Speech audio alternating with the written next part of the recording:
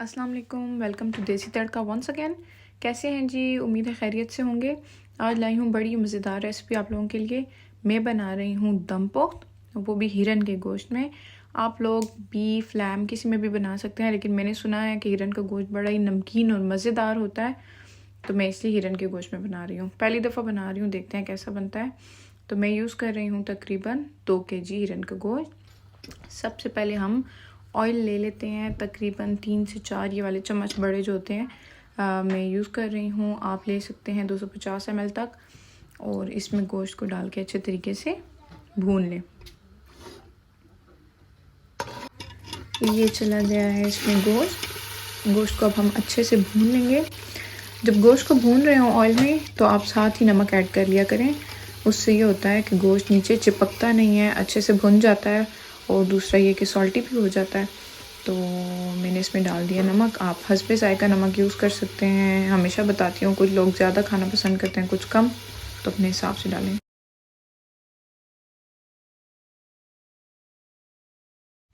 गोश्त भुन चुका है, देखें इसने कलर चेंज कर दिया है। अब साथ ही हम ऐड कर देंगे गार्लिक। मैं खुद लंगड़ी में कूट के फ्रेश गार्लिक डाल रही हूँ, आप पेस्ट भी यूज़ कर सकते हैं।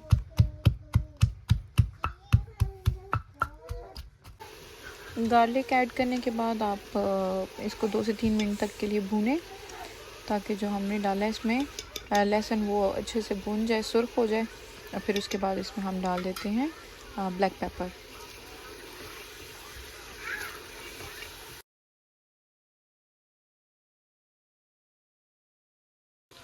अब इसमें पानी डाल के इसको प्रेशर लगा देते हैं। मुझे नहीं पता कि हिरन का गोश्त कितनी देर में गलता है, तो इसको साथ साथ चेक करेंगे। पहले इसको 15 मिनट का प्रेशर लगाते हैं, और फिर उसके बाद देखेंगे अगर नहीं गला तो दोबारा से प्रेशर लगाएंगे। जितनी देर में गोश्त गलेगा, साथ ही हम जो सब्जियां यूज़ कर रहे हैं दम पोख्त में, उनको मसाला लगा लेते हैं। देखें आलू जो है वो मैं छिलके के साथ तकरीबन 7 से 8 अदद यूज़ कर रही हूँ। आप अगर ज़्यादा यूज़ करना चाहते हैं तो कर सकते हैं, आप पे डिपेंड करता है। बीच में से इस तरह हाफ़ काट लें, कट्स लगा लें, ताकि जो मसाला हम इसको लगाएंगे वो अंदर तक चला जाए।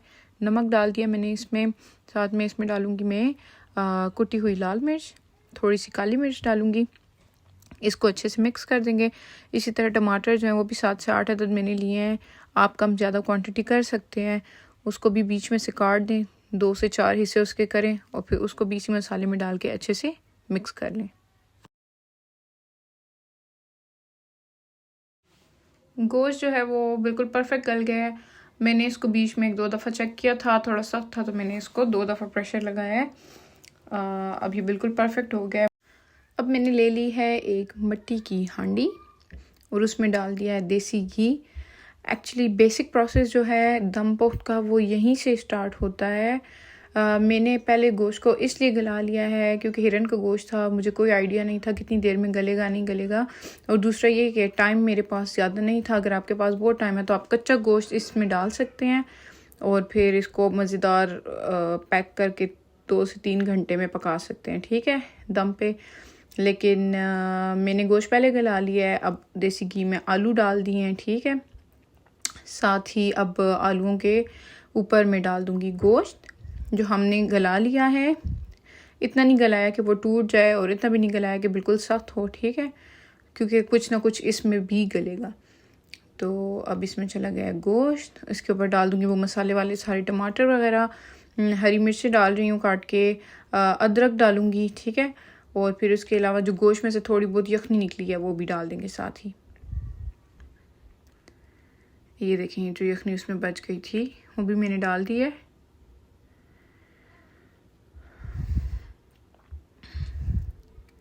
एंड पे इसके ऊपर सारे टमाटर लगा दें।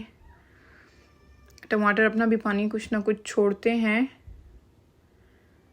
तो उसी में ये आलू वगैरह गल जाएंगे, ठीक है। ये देखें जी, ये अदरक चली गई बीच में, हरी मिर्चें चली गई। जितनी ज़्यादा मिर्चें आप डालना चाहते हैं डाल सकते हैं, साबुत भी डाल सकते हैं, ठीक है। तो ये हो गया है तैयार। अब हम इसको ढाँप लेते हैं। तो मैं यहाँ पे यूज़ कर रही हूँ फॉइल। आप चाहें तो आप इसको आटे के साथ भी बंद कर सकते हैं। लिड रखें और उसके साइड पे सारा आटा लगा दें। لیکن اگر زیادہ آسانی چاہتے ہیں میری طرح تو فوائل یوز کریں. فوائل سے بھی بالکل اسی طرح اسٹیم بنتی ہے جیسے آٹے سے بنتی ہے. ایک فوائل نیچے رکھا ہے میں نے, پھر لڈ رکھی ہے, اور اس کے بعد ایک فوائل ابھی اوپر رکھوں گی. اس کو اچھے سے سائڈوں سے کور کر دیں گے. دیکھیں ایسے فولڈ کر دیں کہ بالکل اسٹیم باہر نکل نہ سکے, اور بالکل ہلکی آنچ پہ فلیم کر کے اس کو رکھ دیں. تقریباً 45 منٹ گزر چکے ہیں. اب ہم اس کو چیک کر لیتے ہیں. بہت ہی احتیاط کے ساتھ آپ اس کو کھولیں کیونکہ اس میں اسٹیم جمع ہے اور اس سے آپ کا ہاتھ جل سکتا ہے. تو آرام سے فوائل ہٹائیں. یہ دیکھیں جی مزیدار دھواں نکل رہا ہے. اس سے پتہ چلتا ہے کہ کتنی اچھی اسٹیم بنی ہوئی ہے. اس کے اندر ساری سبزیاں بڑے اچھے سے گل گئی ہیں. میں آپ کو ڈش آؤٹ بھی کر کے بتاتی ہوں. بہت ہی اچھی شکل آئی ہے اور انشاءاللہ ٹیسٹ میں بھی اتنا ہی اچھا ہوگا. آپ بھی ٹرائی کریں اور مجھے کامنٹ میں ضرور بتائیں کہ آپ کو میری یہ ریسپی کیسی لگی. انشاءاللہ ایک بار پھر حاضر ہوں گی ایک نئی ایپیسوڈ کے ساتھ. اس وقت تک کے لیے اپنے دوستوں رشتہ داروں کا خاص خیال رکھیں. خوش رہیں, خوشیاں بانٹیے. دنیا میں سب سے بڑی یہی بات ہے جی. ہمارے چینل کو سپورٹ کریں, لائک کریں, سبسکرائب کریں اور شیئر کریں اپنے دوستوں کے ساتھ. اللہ حافظ.